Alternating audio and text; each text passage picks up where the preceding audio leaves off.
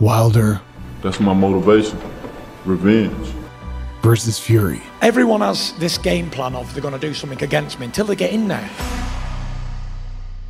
A collision between two of heavyweight's most profound titans. And one that we thought would never happen again.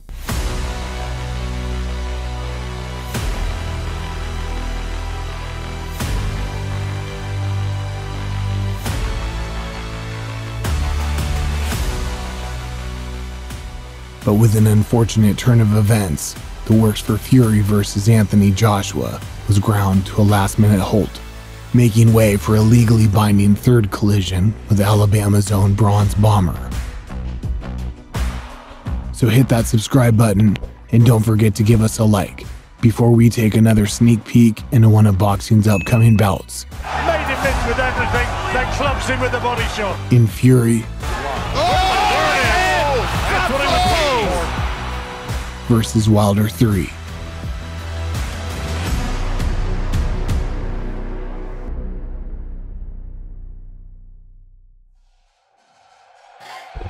What I say you must obey. Good luck and touch him up.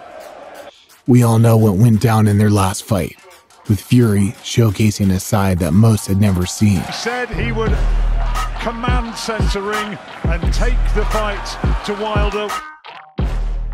But the ultimate outcome of this became apparent when one man rose to become the people's champion. The other took a heavy fall from grace, landing somewhere they'd never been before. My leg was already coming in due to other little things. But you know, I make no excuses tonight.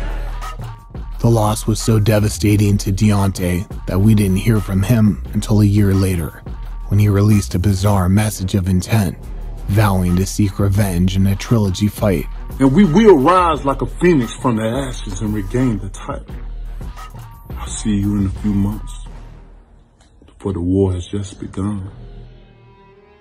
However, with the world shutting down globally due to the pandemic, there was plenty of thinking time to say the least. And whilst Wilder had been radio silent, fans knew boxing's heavyweight division was left in the hands of two men to bring them what they rightfully deserved. Whoever's got the belt, I'd love to compete with them. If that is Tyson Fury, let it be Tyson Fury. It was an anticipated heavyweight build-up like we hadn't seen before. Two Brits with polar opposite personalities and boxing styles that would have made for one hell of a fight. And with contracts said to be in place, putting the bout within touching distance, it was typical that Wilder's team would finally come crawling out from beneath the woodwork, announcing they'd been granted legal rights to face Fury in a third fight. Because he didn't get good enough hiding last time, so this time I'm going to real double, treble smash him. As devastating as it was to all fight fans, the unexpected third collision is still being viewed as a pointless spectacle by most people, and as it stands. But I hope to get him out of there quite quickly this time. Walk right through him. It'd be like getting run over by an 18-wheeler. Man, I want to do more than just knock him out. They know what I want.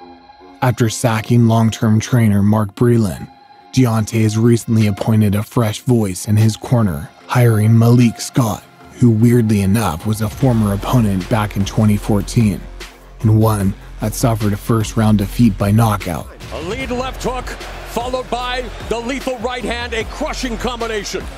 It could be a good move, or it could be a bad one.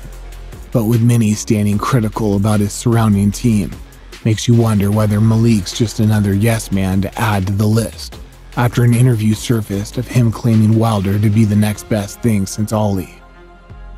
Like I told you guys before, I think the loss was the best thing that ever happened to him because they woke up a fucking monster. What's your prediction for July 24th? Deontay Wilder being two-time heavyweight champion of the world and knocking Tyson Fury out inside of 5 rounds.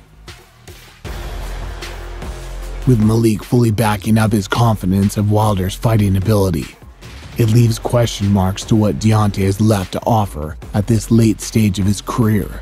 We know punching power stands the test of time, significance. So no matter how much that Malik teaches Deontay, Deontay's going to do what Deontay's going to do.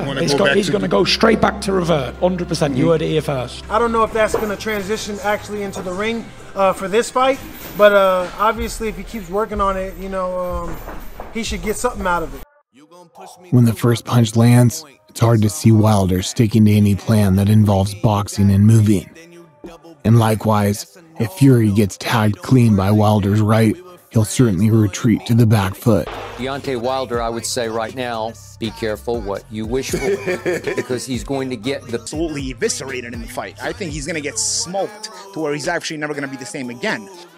But for certain, the confidence will definitely be sky high for the Gypsy King, as there's no doubt he and Sugar Hill will come up with yet another master plan of action to take down the Bomber in similar fashion.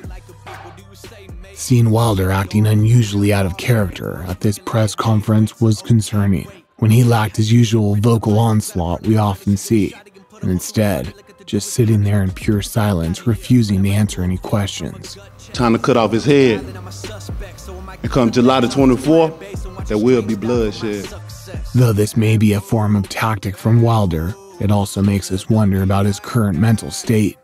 Is he trying to avoid the endless mind games and verbal beatdowns from Fury?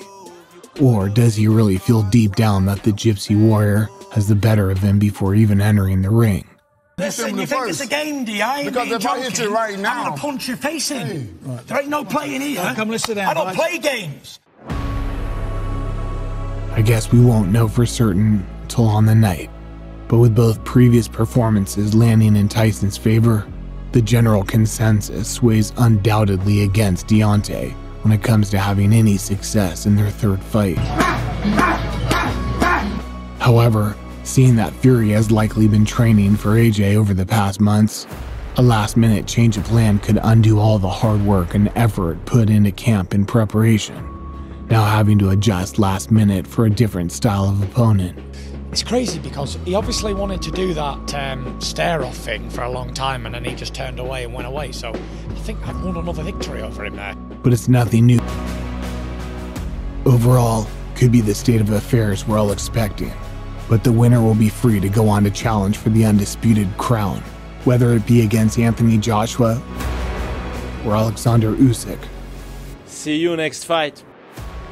And whilst trilogy fights don't excite the majority like a first or second fight, July 24th will certainly bring us fireworks and one step closer to seeing who the king of the heavyweight division really is.